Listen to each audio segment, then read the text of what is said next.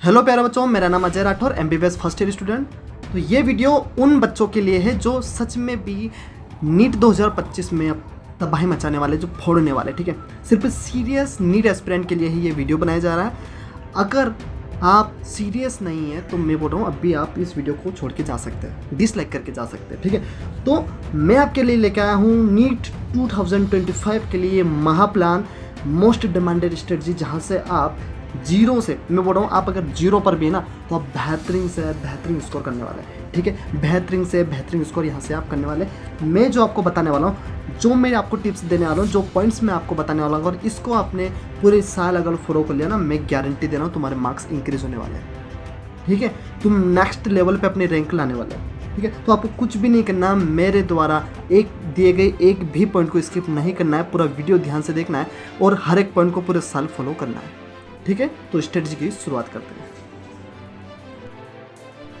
तो इसमें सबसे पहला पॉइंट आता है जीत और पागलपन।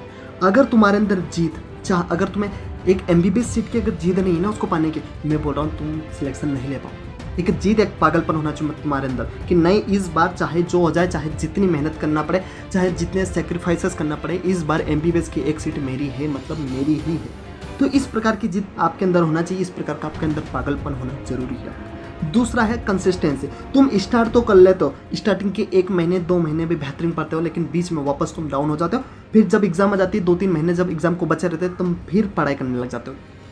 मैं कह रहा हूँ तुम्हें पूरे साल कंसिस्टेंसी से मेहनत करनी है, एक दिन भी स्किप नहीं करना है, ठीक है। पूरे साल कंसिस्टेंसी बनाए रखनी है, डिसिप्लिन में रहना है। रोज़ 8 घंटे 10 घंटे 12 घंटे आपको पढ़ाई करनी ही है, तब जाके इस बढ़ते कंपटीशन में तुम खुद के लिए एक एमबीबीएस की सीट ले पाओगे। तो कंसिस्टेंसी और डिसिप्लिन मेंटेन रखना ही पड़ेगा आपको।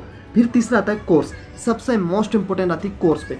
बहुत सारे बच्चे कमेंट करते हैं सर ऑनलाइन कोर्स ले या ऑफलाइन कोर्स। तो प्यारे बच्चों, अगर तुम्हारी फाइनेंशियल कंडीशन अच्छी है तो मैं यही सजेशन दूंगा आपको कि तुम ऑफलाइन ज्वाइन करो। ऑफलाइन ज्वाइन करने से क्या होगा, तुम डिसिप्लिन में रहोगे, तुम कंसिस्टेंसी तुम्हारी बरकरार रहेगी, ठीक है। ऑफलाइन में क्या होता है, अपन रोज क्लास जा रहे हैं, अपने दोस्त लोग भी हैं, उनसे कंपटीशन रहता है अपना, ठीक है, समझ पा रहे, एक प्रतियोगी माहौल बना रहता है ऑफलाइन क्लासेस में। अगर आपकी फाइनेंशियल कंडीशन ठीक नहीं है और या आप तो भी अगर आप चाहते हैं कि सर मैं ऑनलाइन क्लास ज्वाइन करना चाहता हूँ, तो आप ऑनलाइन क्लास भी ज्वाइन कर सकते हैं, ठीक है। ऐसा नहीं है कि ऑनलाइन क्लास ज्वाइन करेंगे तो आपका सिलेक्शन नहीं होगा, और ऐसा जरूरी भी नहीं कि आप ऑफलाइन क्लास ज्वाइन कर लोगे तो आपका सिलेक्शन है ही से। ये आप पर डिपेंड कर रहा है कि आप किस प्रकार से मेहनत कर रहे हैं, किस प्रकार से आप डिसिप्लिन में पढ़ाई कर रहे हैं, ठीक है। तो ऑनलाइन भी ज्वाइन कर सकते हैं आप, ऑफलाइन भी ज्वाइन कर सकते हैं, लेकिन ऑनलाइन में थोड़ा कंसिस्टेंसी और जो डिसिप्लिन मेंटेन थोड़ा टफ हो जाता है उसको मेंटेन करना, ठीक है। ऑनलाइन में बच्चे भटक जाते हैं, लेकिन फिर भी ये वीडियो सिर्फ सीरियस नीट एस्पिरेंट के लिए। अगर सही से अगर पढ़ाई करेंगे, अपने आप को खुद को मेंटेन करेंगे, तो मैं बोल रहा हूँ ऑनलाइन भी बेस्ट है, ठीक है, बेस्ट है। अब हम देख लेते हैं। देखो, तुम भले कोर्स ऑनलाइन ज्वाइन करो या ऑफलाइन ज्वाइन करो, तुम्हें क्लासेस रेगुलर ही जाना है। तुम भले ऑनलाइन क्लास भी ज्वाइन करो, तुम्हें एक भी क्लास स्किप नहीं करनी है। अगर स्किप हो भी रही तो उसकी रिकॉर्डिंग डल जाती है ऑनलाइन में और वापस उसको बाद में आकर देखिए, लेकिन क्लास कोई सी भी नहीं छोड़नी है, रेगुलर क्लासेस ज्वाइन करनी है। क्लासेस में जो सवाल देते हैं, जो क्वेश्चंस देते हैं, उसको क्वेश्चन को प्रैक्टिस करनी है, उसकी नोट्स भी तैयार करनी है पूरे साल, ठीक है। तो रेगुलर क्लासेस आपको जाना है, उसके DPPs भी जरूर लगाते जाना है, साथ में क्वेश्चन प्रैक्टिस भी करना है। अब बात आती है सर क्वेश्चन प्रैक्टिस कहाँ से करें, कैसे करें, किसी बुक बता दो जहाँ से अपन क्वेश्चन प्रैक्टिस कर सकें। इसमें देखो, सबसे पहले क्वेश्चन प्रैक्टिस में क्या करना है, देखो बायोलॉजी में तो आपको एनसीईआरटी पढ़नी है, एनसीईआरटी ही पढ़नी है, बढ़िया तरीके से पढ़नी है। बायोलॉजी में आपको क्या करना है, बायोलॉजी में एनसीईआरटी ही पढ़नी है, पूरे साल बढ़िया तरीके से एक एक लाइन अच्छे से पढ़ो, ठीक है। केमिस्ट्री में भी एनसीईआरटी ही पढ़नी है, और केमिस्ट्री में क्या करेंगे आप, क्वेश्चंस कहाँ से लगाएंगे। देखो बायोलॉजी में आप एनसीईआरटी पढ़ो, ठीक है, और इसकी क्वेश्चन प्रैक्टिस कहाँ से करेंगे आप, इसकी क्वेश्चन प्रैक्टिस सबसे पहले तो 36 ईयर के PYQ आप लगाओ, सबसे पहले 36 ईयर के PYQ आपको लगाने ही, ठीक है। सेकंड DPP तो आपको सॉल्व करनी ही है, और इसमें क्या करना है, आपको एक कोई सी बुक ले लेनी है, या जैसे हो गया MTG बुक हो गई, या आप जो भी कोर्स ज्वाइन कर रहे हैं, ऑनलाइन कोर्स ज्वाइन कर रहे हैं, ऑफलाइन कोर्स ज्वाइन कर रहे हैं, तो आपकी जो मॉड्यूल्स रहेगी, या तो मॉड्यूल्स को सोल्व कर लो या तो फिर आप MTG को सोल्व कर लो, लेकिन 36 ईयर के PYQ इसको तो करने ही है, इसको तो छोड़ना ही है। उसके बाद में सेकेंडरी ऑप्शन आपके पास आएगा MTG या तो फिर मॉड्यूल आपकी, दोनों में से जो भी करेंगे बेस्ट है आपके लिए, लेकिन करना है आपको, ठीक है। थर्ड केमिस्ट्री के लिए अगर मैं बताऊँ, केमिस्ट्री और फिजिक्स दोनों में ही आपको PYQ तो करनी है, लेकिन केमिस्ट्री में और फिजिक्स में केमिस्ट्री और फिजिक्स में आप क्या कर सकते हो, जो आपकी एनसीईआरटी है, जो आपकी एनसीईआरटी है उसमें कुछ एक्सरसाइज दी गई है, और उसमें टेबल फॉर्म में बहुत सारे क्वेश्चन दिए हैं, आप उनको करो, ठीक है। उनको छोड़ना बिल्कुल भी नहीं है, उनको बिल्कुल भी नहीं छोड़ना, डायरेक्ट कॉपी पेस्ट हो जाता है एग्जाम में, ठीक है। तो केमिस्ट्री और फिजिक्स में एनसीईआरटी, देखो केमिस्ट्री में भी है एनसीईआरटी, आपको पढ़नी ही है। अगर फिजिक्स में आपके पास टाइम बचता है तो फिजिक्स में भी आप एनसीईआरटी पढ़ो, ठीक है। लेकिन आप नहीं भी पढ़ेंगे फिजिक्स में एनसीईआरटी तो भी कोई बात नहीं, लेकिन केमिस्ट्री में और बायो में आपको एनसीईआरटी पढ़नी ही है। फिजिक्स में क्वेश्चन लगाने हैं एनसीईआरटी के, ठीक है। तो क्या है, बायोलॉजी में आपको 36 ईयर की पीवाईक्यू, ठीक है, बायोलॉजी में भी, केमिस्ट्री में भी और फिजिक्स में भी, ठीक है। केमिस्ट्री और फिजिक्स में आपको क्या करना है, एक्सरसाइज वाले क्वेश्चन करने हैं एनसीईआरटी के, ठीक है। तो ये हो गया आपके क्वेश्चन प्रैक्टिस के लिए।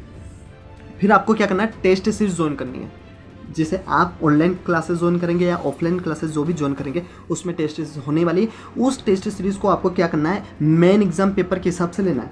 मतलब तुम्हारा टेस्ट है, ठीक है, मान लो इस संडे आपका टेस्ट आने वाला है, तो उसको इस प्रकार से डील करना है, इस तरह से डील करना है कि वो ही आपकी मेन एग्जाम है, और उसमें एक जान लगा दो, टेस्ट में ही जान लगा दो, ठीक है, कि नहीं इस बार मुझे 700, 650, 600 लाना ही है टेस्ट में। तो टेस्ट में जैसे आप जान लगाते रहोगे ना, मैं बोल रहा हूँ कि नेक्स्ट लेवल की प्रिपरेशन होने वाली है। आपको टेस्ट को ही मेन एग्जाम की तरह लेना है, ठीक है। टेस्ट में हमेशा इस बार अगर 600 आ गया तो अगली बार 620 लाने की कोशिश करो, इस बार 550 आ गया तो अगली बार 570, 600 नंबर लाने की कोशिश करो। मतलब हमेशा अपने आप को इम्प्रूव करते जाना, ही जाना है। डेली टारगेट, आपको रोज का डेली टारगेट सेट करना है खुद का। देखो डेली टारगेट कैसे सेट करना है आपको रोज का, जैसे बायोलॉजी है आपके पास, बायोलॉजी में आपने एक चैप्टर सेलेक्ट कर लिया कि इस चैप्टर के मुझे थ्योरी भी पढ़ना है और 36 ईयर की पीवाईक्यू लगाना है, ठीक है। तो आपको ऐसे लिखना है, ठीक है, या तो आपको ऐसा पेज ले लो या कॉपी में भी लिख लो, कोई दिक्कत नहीं। केमिस्ट्री में भी आपका टारगेट रोज का, ठीक है, रोज का केमिस्ट्री में भी और फिजिक्स में भी आपको टारगेट सेट करना है। टारगेट के हिसाब से करते जाना है और टिक करते जाना है, इससे मैं बोल रहा हूँ आपकी प्रिपरेशन में 4 चांद लग जाएंगे, ठीक है। क्या लग जाएंगे, 4 चांद लग जाएंगे। तो आपको जो मैंने टिप्स बताई बस इसी को फॉलो कर लो, ये सफिशिएंट है, इसके अलावा आपको कोई अलग कुछ करने की ज़रूरत नहीं है, ठीक है। अगर इस चीज़ों को आप कंसिस्टेंसी से और पूरे साल हर पॉइंट को अगर ध्यान में रखते हो, अगर हर चीज़ को अगर तुमने फॉलो किया ना, मैं बोल रहा हूँ तुम्हारे मार्क्स 100% इंक्रीज होने वाले और तुम 100% एक तुम्हारी जो MBBS की सीट है ना उसको कवर कर लोगे, ठीक है प्यारे बच्चों। तो मिलते हैं ऐसे ही बेहतरीन स्ट्रेटजी में आपके लिए लेके आने वाला हूँ। आप कमेंट में आपकी जो भी प्रॉब्लम है आप मुझसे शेयर कर सकते हैं, एक भाई की तरह शेयर कर सकते हैं। मैं सबको रिप्लाई दे रहा हूँ, आप मुझे कमेंट में जाके देख सकते हैं, हर किसी को आंसर मिलता है, ठीक है। तो आपको जो भी आपकी दिक्कत है इससे रिलेटेड आप मुझसे पूछ सकते हो। Thank you very much.